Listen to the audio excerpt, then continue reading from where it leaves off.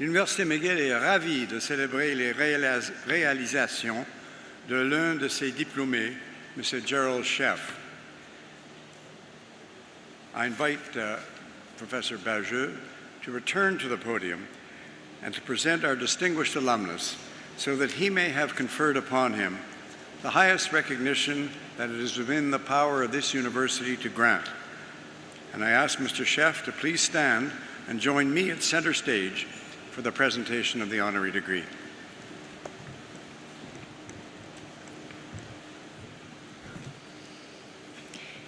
Mr. Chancellor, I present to you Mr. Gerald Sheff, an accomplished architect, business leader, and philanthropist, who has distinguished himself as a dynamic contributor to Canada's corporate, educational, and cultural sectors. After graduating from McGill's School of Architecture in 1964, Mr. Sheff worked in London, England, before returning to Montreal to participate in a number of important projects, including the British Pavilion at Expo 67. He earned an MBA from Harvard University, then embarked on a 13-year career in real estate development with the Cadillac Fairview Corporation in Toronto.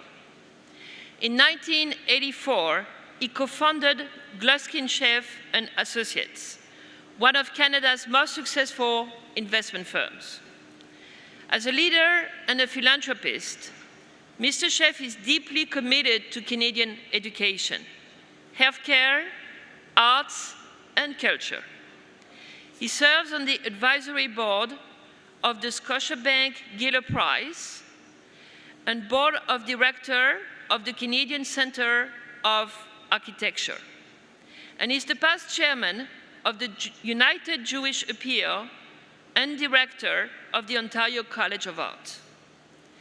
The Gerald Sheff and Shanita Shan Charitable Foundation has made transformational gifts to the Canadian community, including the Centre for Addiction and Mental Health.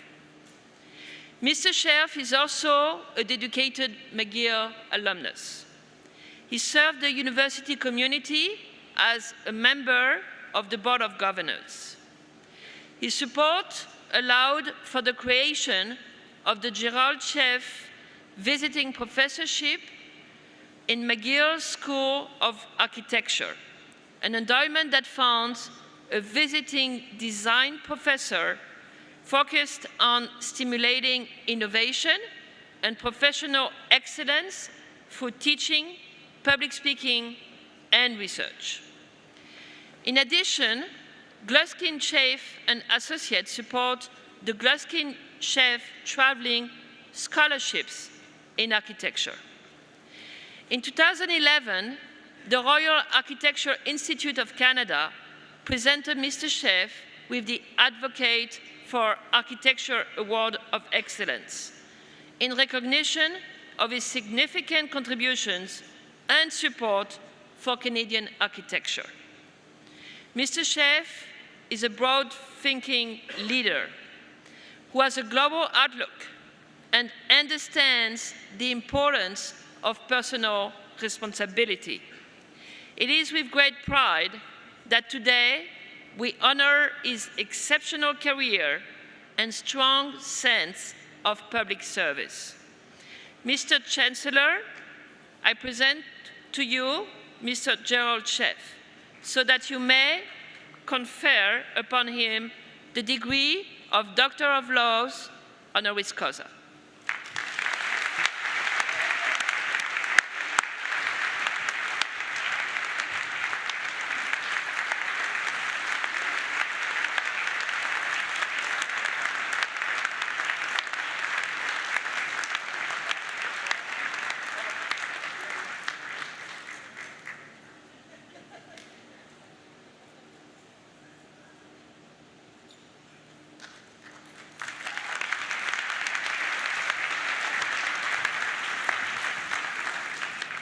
I now invite our newest double graduate at McGill, Dr. Gerald Sheff, to deliver the Convocation address.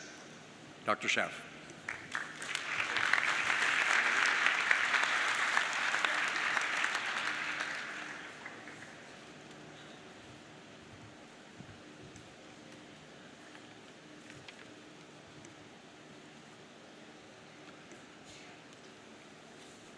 "60 years ago, I received a letter from the registrar of McGill University. I have it here. It's a very nice letter. Dear Mr. Sheff, it begins, I have the pleasure of informing you that the university has admitted you into the first year of a 6-year program in architecture. At the time, as you may imagine, that letter meant a great deal to me. My warm welcome, however, did not last, and for good reason. Almost from day one, I was never entirely sure that architecture was right for me. I wasn't convinced that was where I belonged, and yet there I was. Because of that uncertainty, I didn't really apply myself to my studies. And because I didn't apply myself, I proved to be less than a stellar student, although I did become pretty good at billiards and not too bad at poker. But for the purposes for which I was enrolled, I struggled. The administration eventually took notice. Funny how that works, isn't it? Now, I know it's customary for Convocation speakers to disparage their own academic performance. Trust me, I am not being modest. 3 years later, another letter arrived, this time from John Bland, the school's director. I have it here as well. I keep everything. Dear Sheff, it begins. No mister this time. The letter goes on to inform me that I had failed to maintain a 60% average, and I quote, by a rather wide margin. I was at risk of turning a 6-year marathon into 7 or 8. Only one thing saved me: determination. Begging and pleading. Those were the desperate expressions of my determination. But it worked. John Bland gave me a second chance. It would be nice to report that I seized that opportunity, became a model student, and graduated with an A average. But I did no such thing. 2 months before graduation, Mr. Bland again put me on notice with yet another Dear Sheff letter. Again, I was able to alter course in the nick of time, and I did graduate in the 6-year time frame. But just to show you how unpredictable life can be, 2 years later, the same John Bland hired me as an architect in his Montreal office. And 3 years after that, he wrote a reference letter that helped me get into the Harvard Business School. By the way, those Dear Sheff letters of 60 years ago were all typed by John Bland's secretary, a wonderful woman whose initials M.A. appear at the bottom of each letter. Maureen Anderson is her name. Maureen has remained my friend all these years, and I am delighted that she is here today. You can stand up, Maureen.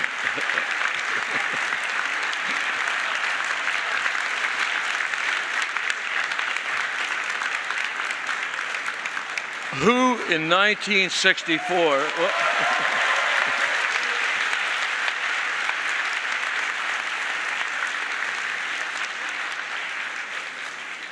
who in 1964 would ever have predicted any of this? Monsieur le Chancelier Mayen, Madame la Principale et Vice-Chancelière Fortier, Monsieur le Président du Conseil des gouverneurs Panda, membres du cortège d'honneur, chers parents et invités, et surtout chers finissants de 2018, c'est un honneur pour moi de m'adresser à la convocation d'aujourd'hui.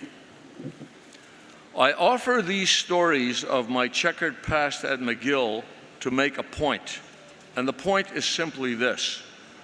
My life journey has not been direct. Almost certainly, neither will yours be. For me, recognizing that I was not cut out for architecture was a problem. But in retrospect, I see now that it was part of the process of me finding my way. And the challenges that I encountered only stiffened my resolve, my determination to make something of myself and to do something with my life. But I want to make something else clear. Although my years at McGill were not exactly fun and games, my experience at the School of Architecture imbued me with a deep, lifelong appreciation and respect for architectural practice and indeed for all of the creative arts. That appreciation has informed everything I've done in real estate, in money management, in virtually every aspect of my life. It may seem like heresy to say this, but I believe it's true. Poor grades, mediocre grades, straight A's in the end, none of that necessarily matters. As you embark on life beyond these congenial precincts, don't for a minute think that you can coast on your resumes. As Bill Gates once observed, success is a lousy teacher. It seduces smart people into thinking they can't lose. The only thing any achievement will do is gain you admission to the next challenge, the next arena. And once you arrive, you will be called upon to prove yourself all over again. And then again. If that seems unfair, that's because it is. It's also the truth. But if in the long run, academic performance does not fundamentally matter, what does? Well, here are some possible answers. One is luck. Never underestimate its importance. Trouble is, luck by definition is completely out of your control. That's why they call it luck. I have been lucky more times than I can count, and certainly more than I deserve. Lucky to have been born in Canada and to have come of age in the optimistic post-war years. Lucky to have been born into a loving family and raised in a nurturing community only a few blocks east of here. Lucky to have been blessed with 6 children and 7 grandchildren, and very lucky to have almost all of them here today. Lucky to have made friendships that have both tested me and sustained me in difficult times. Lucky to have forged an enduring business partnership that has lasted for 35 years with Ira Gluskin, who has been both a great partner and a loyal friend. And supremely lucky to have met and married an amazing and loving woman, Shanitha Kachin, who has shared my life for almost 25 years. Luck, of course, either chooses you or it doesn't. It's out of your control. But so is pretty much everything else. Control is an illusion. The most you will be able to do by how you conduct yourself, by the decisions you make, is exercise some modest influence on your life. To paraphrase the incomparable Leonard Cohen, we live as if we were the directors of our lives and make choices as if they were real choices that we control. But the deeper understanding is that we don't run the show.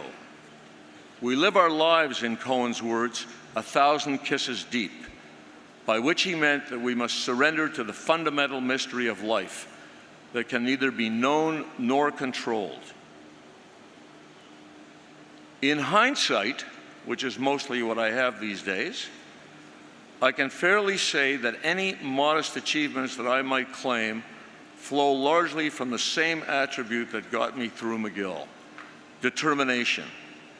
And so if I could recommend one quality, a single personality trait that will prove indispensable to you in the years ahead, whatever your passion, whatever path you choose, that would be it: determination. How badly do you want whatever it is you want, and how hard are you prepared to work and sacrifice to get it?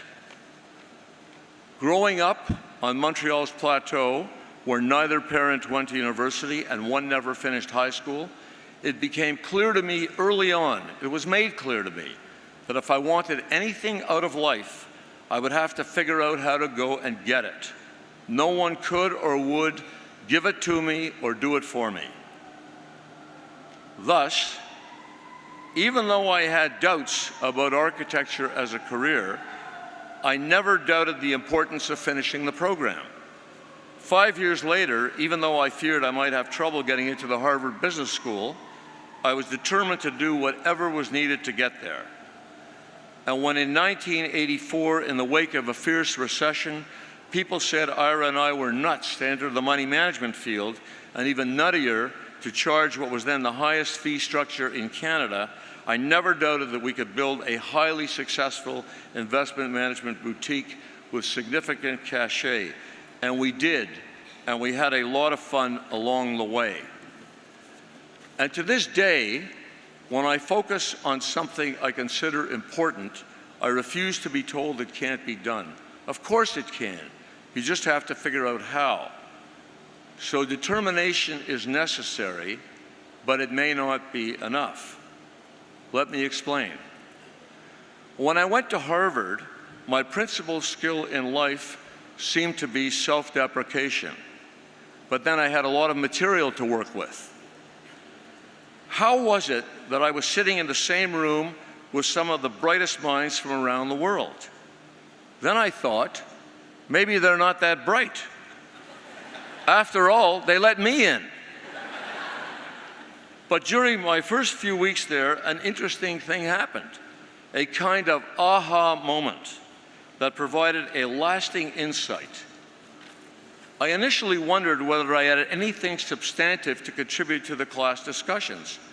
I did have thoughts and opinions, of course, but I was lacking in confidence and doubted their value. So I just sat back and quietly listened. But as I listened, I realized that the things I would have said, if I'd had enough conviction, were often those that earned validation when expressed by others. Similarly, opinions that I privately dismissed as misguided often ended up being denigrated. Day by day, my confidence grew.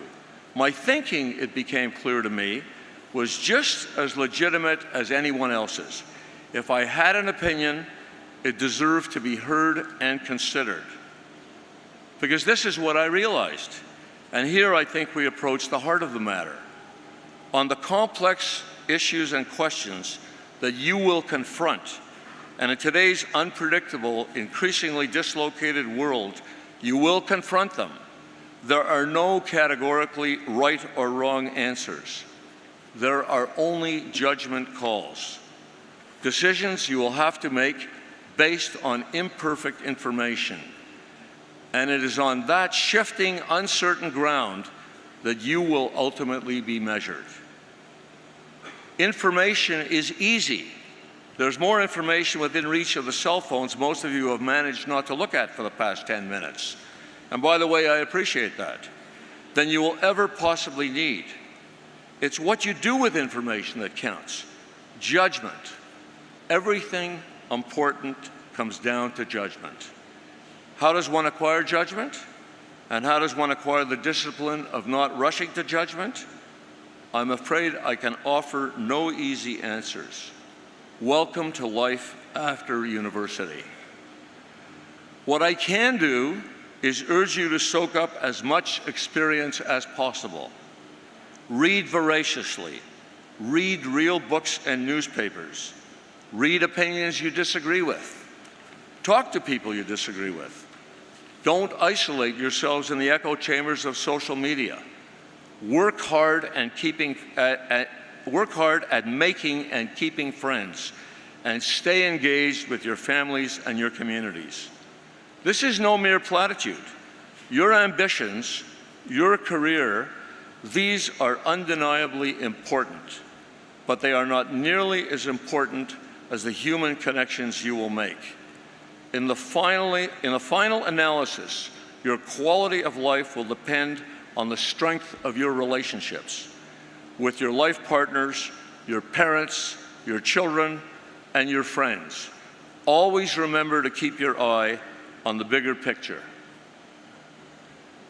Graduates, you might be tempted to think of the diploma you are about to receive as a kind of ending, but I would encourage you to think of it as a beginning, the opening of a doorway that will lead you to places and situations you cannot begin to fathom.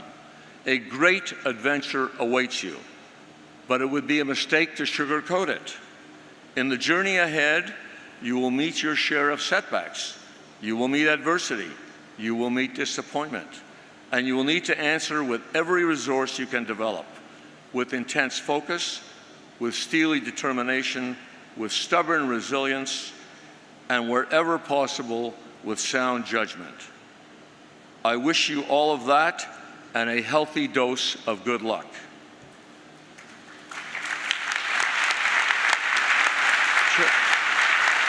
Thank you.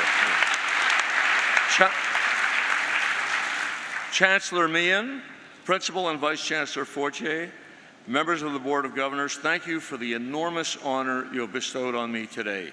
I am deeply humbled. Je suis très fier de partager cet honneur avec cette cohorte impressionnante de diplômés et avec les membres de leur famille ainsi que leurs amis. Je suis particulièrement fier que ce diplôme m'ait été conféré par mon alma mater, l'Université McGill. Truly one of the premier institutions of higher learning in the world, McGill has a distinguished history and has benefited from extraordinary leadership. I only wish my parents, Louis and Sally Sheff, were here to savor this moment. They sometimes worried, justifiably so, if I would ever finish high school. And now here I am, what they always wanted me to be, a doctor. Merci beaucoup. Thank you very much.